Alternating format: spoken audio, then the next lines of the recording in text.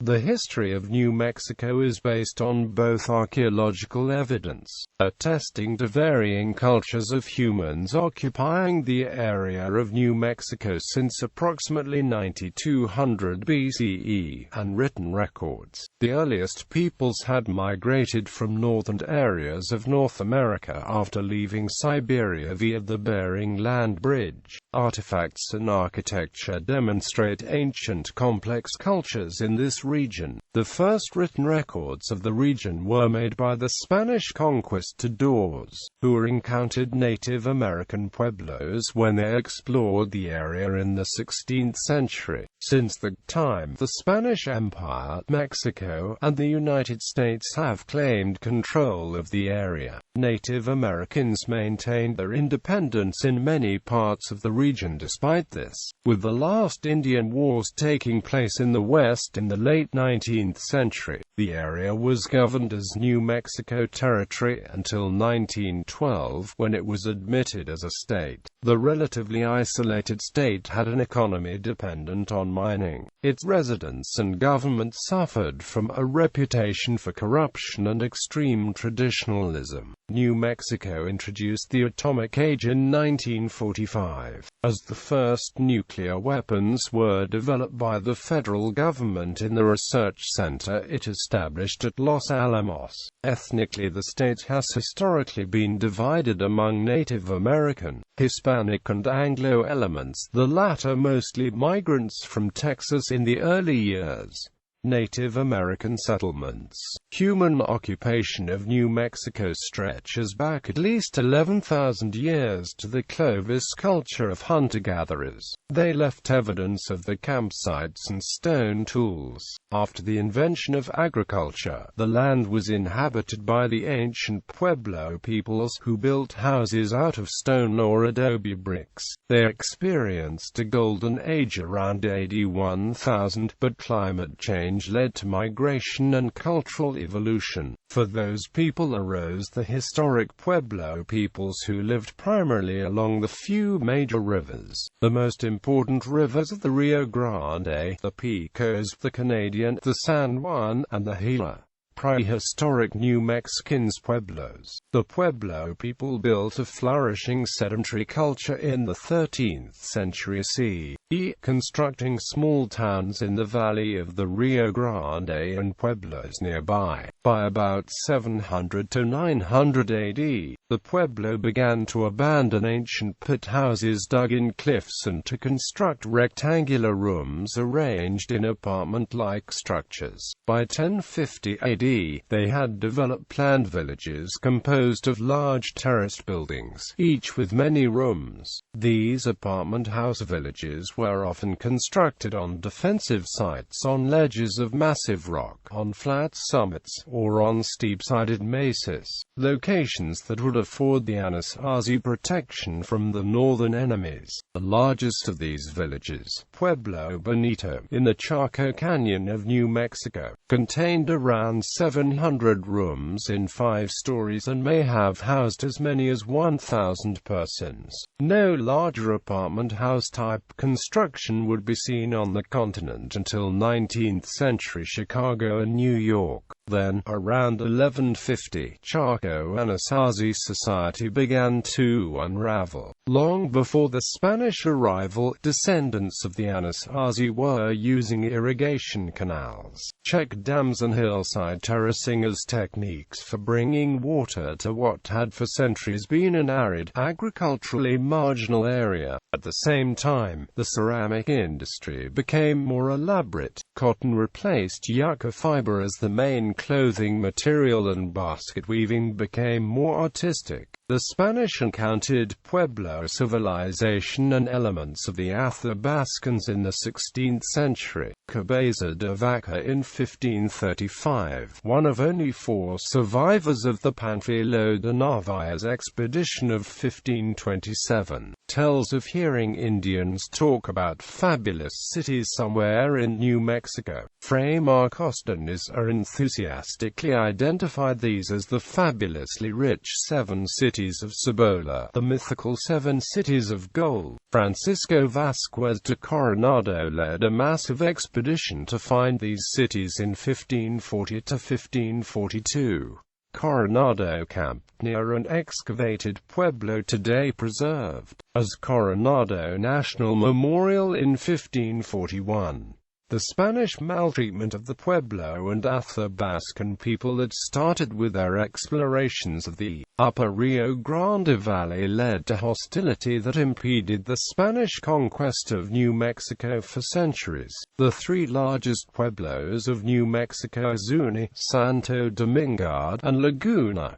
There are 3 different languages spoken by the Pueblos: Athabascans, Apachean. The Navajo and Apache peoples are members of the large Athabascan language family, which includes peoples in Alaska and Canada, and along the Pacific coast. The historic peoples encountered by the Europeans did not make up unified tribes in the modern sense, as they were highly decentralized, operating in bands of a size adapted to the semi-nomadic cultures. For the 16th to the 19th centuries, the European explorers, missionaries, traders and settlers referred to the different groups of Apache and Navajo by various names, often associated with distinctions of language and geography.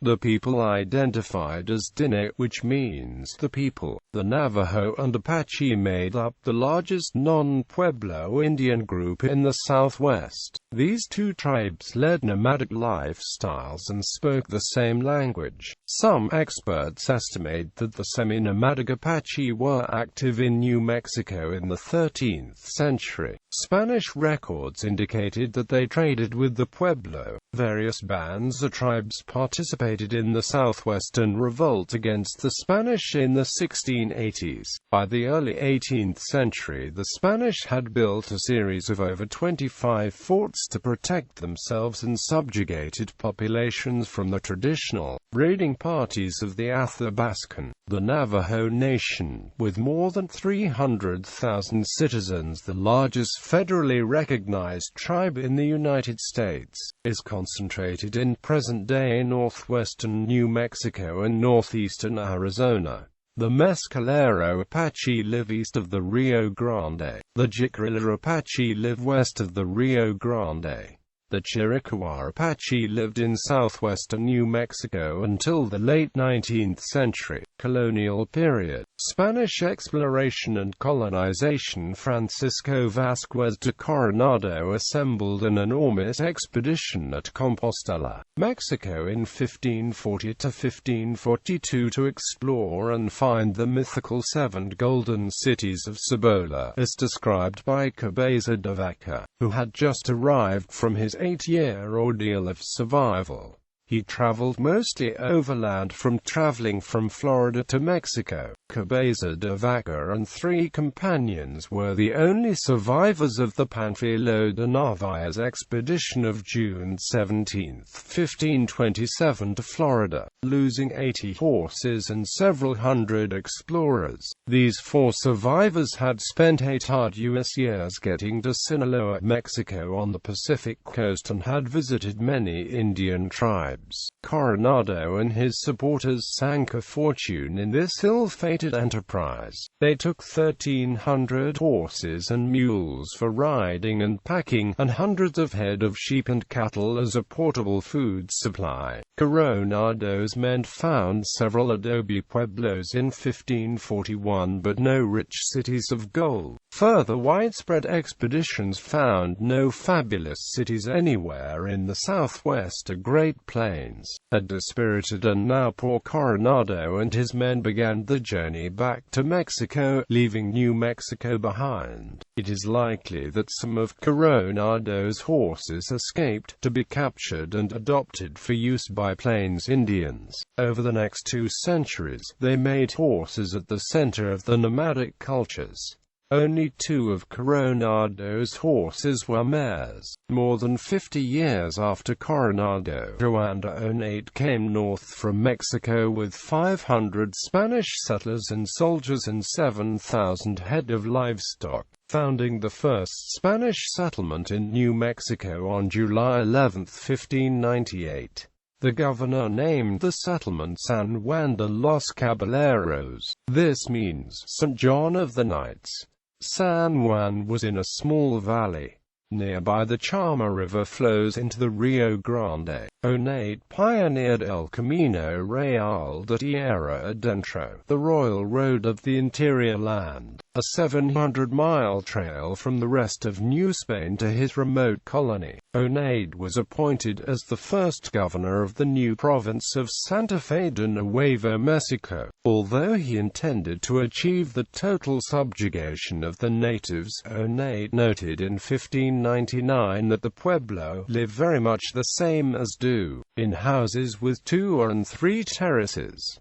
Quote, the Native Americans at Tacoma revolted against this Spanish encroachment but faced severe suppression. In battles with the Acomas, Oneid lost 11 soldiers and 2 servants, killed hundreds of Indians, and punished every man over 25 years of age by the amputation of the left foot. The Franciscans found the Pueblo people increasingly unwilling to consent to baptism by newcomers who continued to demand food, clothing and labor. Tacoma is also known as the oldest continually inhabited city in the United States. Oneid's capital of San Juan proved to be vulnerable to Apache attacks. Governor Pedro de Peralta moved the capital and established the settlement of Santa Fe in 1610 at the foot of the Sangre de Cristo Mountains. Santa Fe is the oldest capital city in the United States. Peralta built the Palace of the Governors in 1610.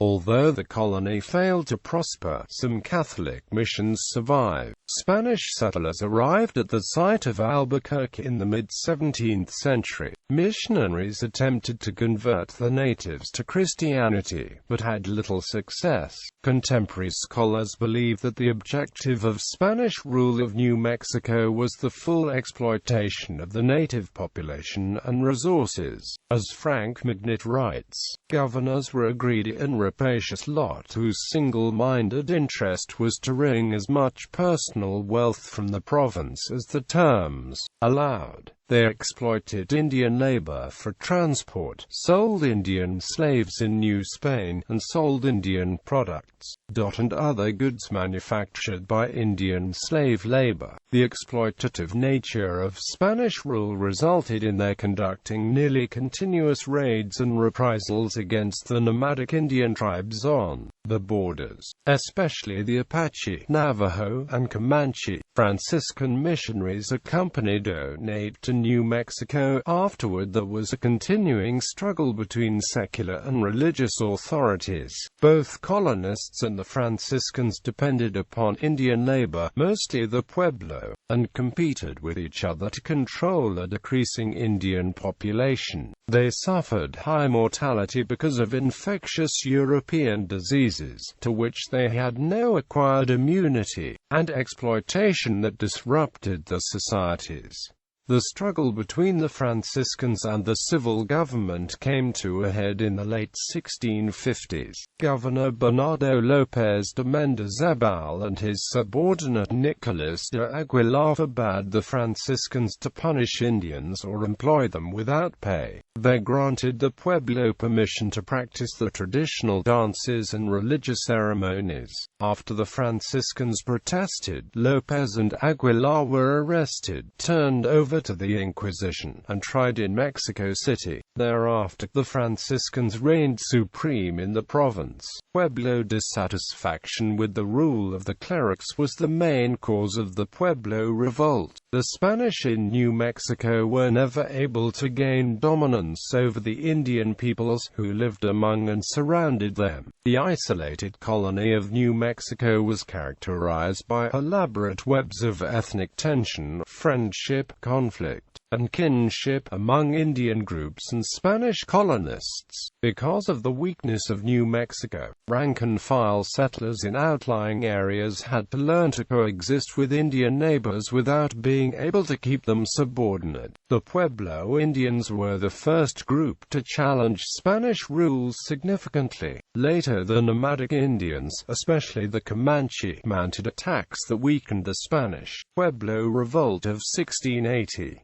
Many of the Pueblo people harbored hostility toward the Spanish, due to their oppression of the Indians and prohibition of the practice of traditional religion. The economies of the Pueblos were disrupted, as the people were forced to labor on the encomiendas of the colonists. The Spanish introduced new farming implements which the Pueblo adopted and provided some measure of security against Navajo and Apache raiding parties.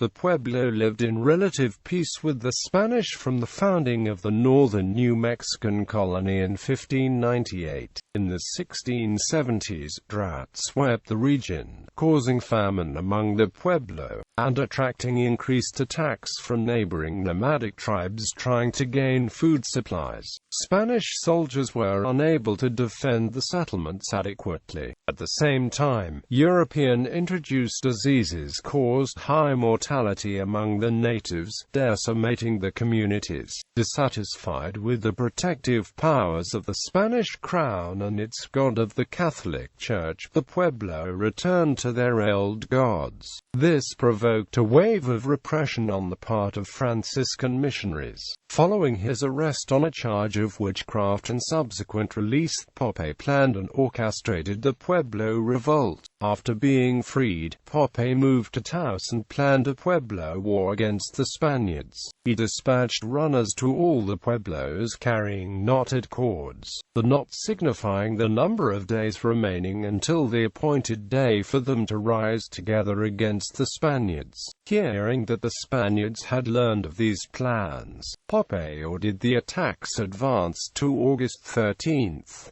The Spanish were driven from all but the southern portion of New Mexico. They set up a temporary capital at El Paso while making preparations to reconquer the rest of the province. The retreat of the Spaniards left New Mexico controlled by the Indians. Pope ordered the Indians, under penalty of death, to burn and destroy crosses and other Catholic religious imagery, as well as any other vestige of the Spanish culture. He also wanted to destroy Spanish livestock and fruit trees. Kivas were reopened, and Pope ordered all Indians to bathe in soap made of yucca root. He forbade the planting of Spanish crops of wheat and barley. Pope commanded those Indians married by the rites of the Catholic Church to dismiss the wives, and to take others under the traditional ways. He took over control of the governor's palace as ruler of the Pueblo, and collected tribute from each Pueblo until his death in 1688. Following the success, the different Pueblo tribes, separated by hundreds of miles and 6 different languages,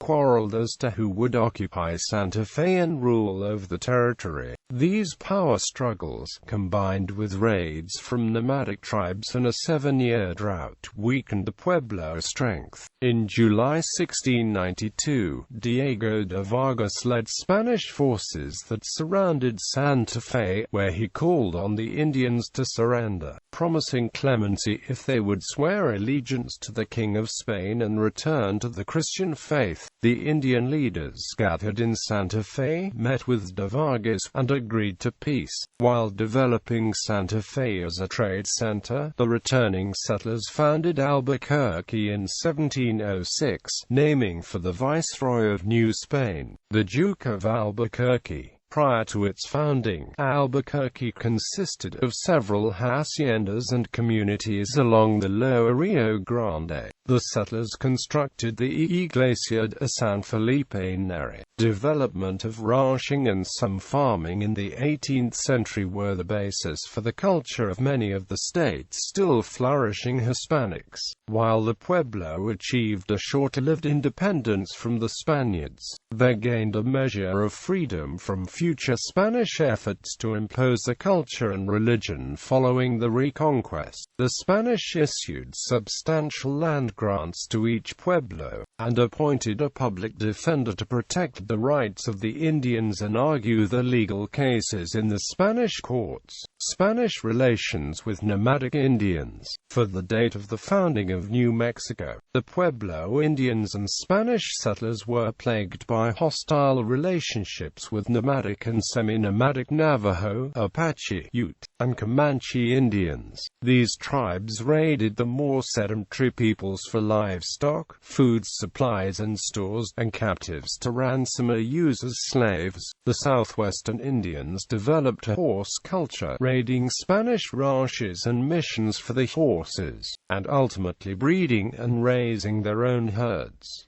The Indian horse culture quickly spread throughout Western America. Navajo and Apache raids for horses on Spanish and Pueblo settlements began in the 1650s or earlier. Through the Pueblo Revolt of 1680, the Indians acquired many horses. By the 1750s, the Plains Indians' horse culture was well established from Texas to Alberta, Canada. The Navajo, in addition to being among the first mounted Indians in the U.S., were unique in developing a pastoral culture based on sheep stolen from the Spanish. By the early 18th century, the Navajo households typically owned herds of sheep. Comanche Area. After the Pueblo Revolt, the Comanche posed the most serious threat to the Spanish settlers. Scholar Hammerleinen argues that from the 1750s to the 1850s, the Comanche were the dominant group in the Southwest, and they ruled a domain known as Comanche Area.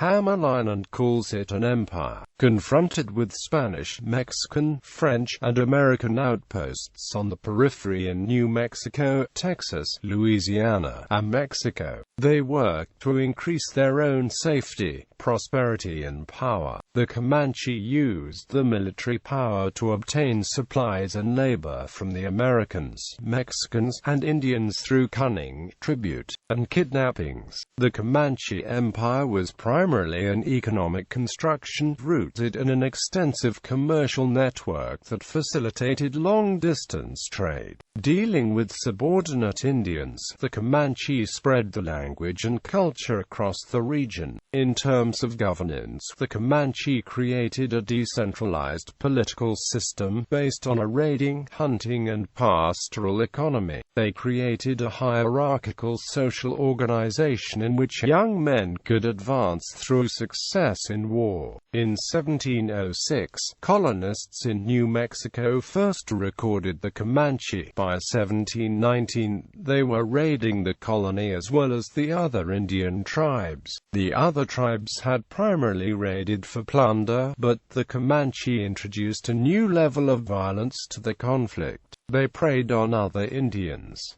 The Comanche were pure nomads, well mounted by the 1730s. They were more elusive and mobile than the semi-nomadic Apache and Navajo, who were dependent upon agriculture herding for part of their livelihoods. The Comanche both raided and traded with the New Mexicans. They were especially prominent at the annual Taos Trade Fair, where they peacefully exchanged hides, meat and captive, often before or after raiding other settlements. They endangered the survival of colonial New Mexico, stripping the settlements of horses, forcing the abandonment of many settlements, and in 1778 killing 127 Spanish Spanish settlers and Pueblo Indians. Punitive expeditions by the Spanish and their Indian allies against the Comanche were usually ineffective. In 1779, a Spanish and Pueblo Indian force of 560 men, led by Juan Bautista de Anza, surprised a Comanche village near Pueblo, Colorado, and killed Cuerno Verde, the most prominent of the Comanche war leaders. The Comanche subsequently sued for peace with New Mexico, joined the New Mexicans in expedition against their common enemy, the Apache, and turned their attention to raiding Spanish settlements in Texas and northern Mexico. The New Mexicans on the part took care not to re-antagonize the Comanche and lavished gifts on them. The peace between New Mexico and the Comanche endured until the United States conquest of the province in 1846 during the Mexican-American War. Peace with the Comanche stimulated a growth in the population of New Mexico. Settlements expanded eastward onto the Great Plains. The inhabitants of these new settlements were mostly Generos Indians and the descendants of Indians who had been ransomed from the Comanche. Navajo and Apache raids continued to affect the territory. The Navajo were defeated in 1864 by Kit Carson, but the Apache leader Geronimo did not surrender until 1886.